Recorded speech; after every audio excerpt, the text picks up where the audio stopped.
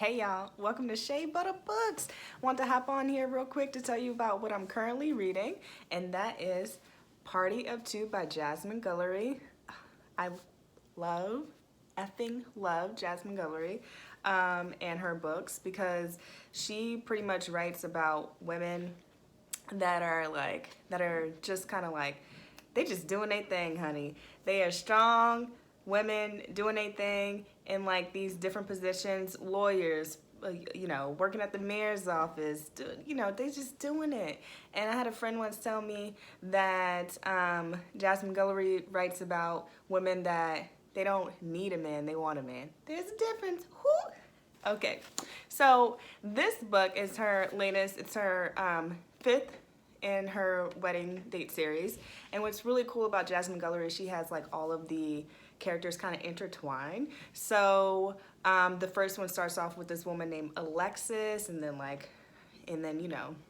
the guy that she starts dating, Drew, and then you have the sister, and then his best friend, and then the best friend gets a spinoff in The Proposal, and then we introduce another chick, and then, so it just kind of goes off in this way. So this one, which I loved, the side character, Olivia, which is the sister of Alexis from The Wedding Date, and now that she has her own little book, I was like, yes, tell me more. So let's get into a quick little Ratchet Retelling recap of this book. First 60 pages, what then happened.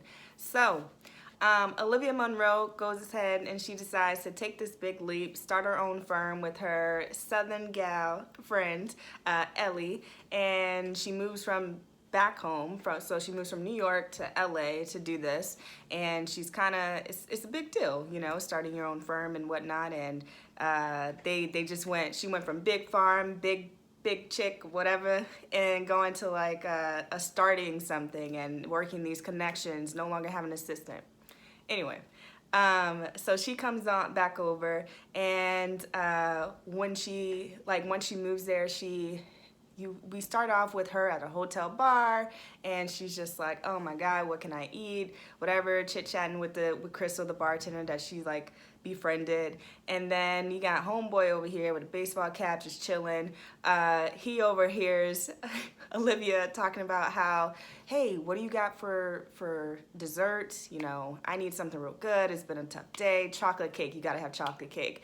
And I guess LA, whatever, or the LA stigma, so they have a new pastry chef, and he like infuses like basil and some weird shit in like their pastries. It's like, what the hell? So the girl's like, can I just get a good 3-layer chocolate cake?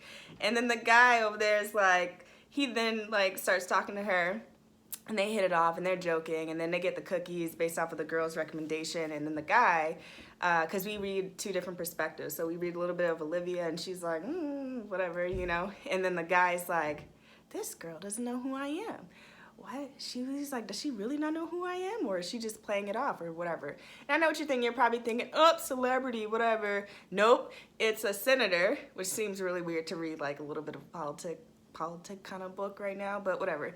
He's a senator, and he's like kind of like undercover, and he's got a baseball hat, and he's trying to be like, just under the radar. So then he chit chats with her, and then they hit it off, and he wants to like get to know her more.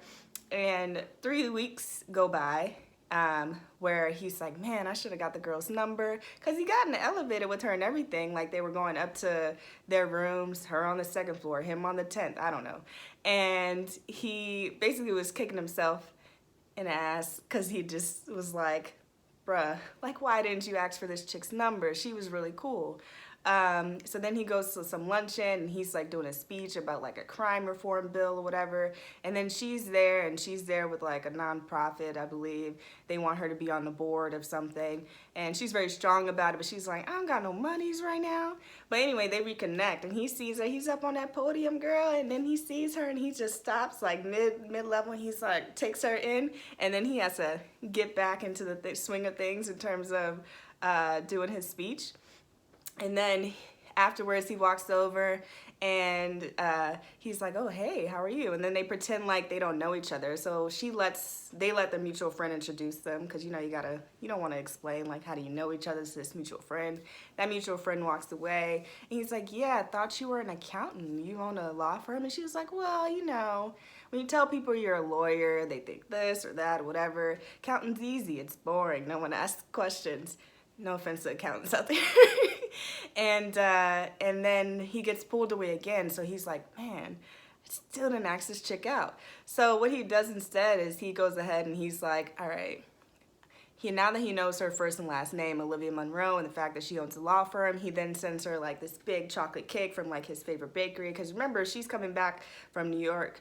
Coming back to LA from New York after years of being in New York, and she just doesn't, she has to get to know LA again and bakeries or whatever. So he's like, yeah, this is my favorite bakery. Here's a 3-layer double chocolate cake, and it was like welcome back or something like that. Can we go out? And she's like, well, he did buy me chocolate cake. Okay, why not? So I think that's a clever way. I feel like they always say that, like, what's that expression? Some southern expression where food is a way to a man's stomach. Honey, I know more women that love to eat than men. Like, feed me, please. Thank you.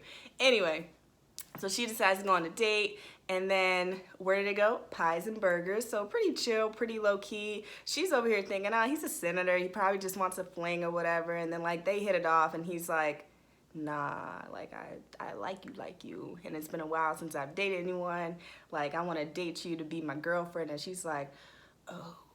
And then they take a breather, and then she's like, can I just take a few minutes to like think about this? And then she freaks out with her girlfriend Ellie, and she's like, what do I do? And then that's pretty much the first 60 pages in the sense of should I, shouldn't I?